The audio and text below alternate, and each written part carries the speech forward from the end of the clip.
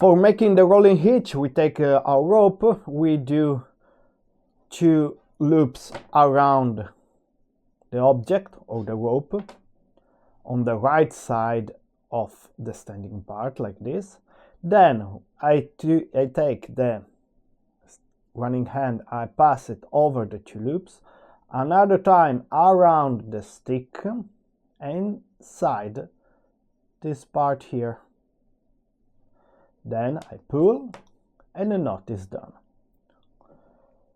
This knot holds very well, but holds also in this part, in this lateral pull.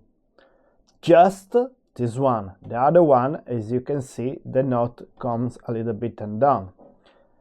So you have to pull on the opposite direction of the running hand.